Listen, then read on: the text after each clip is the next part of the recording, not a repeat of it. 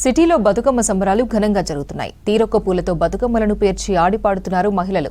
Madhapur Gayatri రెసిడెన్సీలో grand గా జరిగాయి Bathukamma celebrations.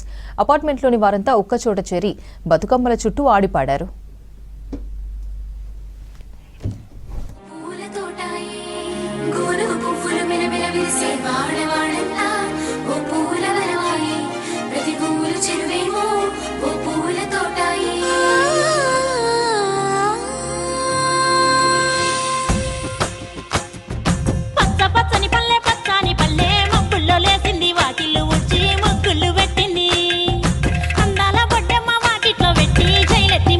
కాపాడమంటూ Gauramma నడిగింది.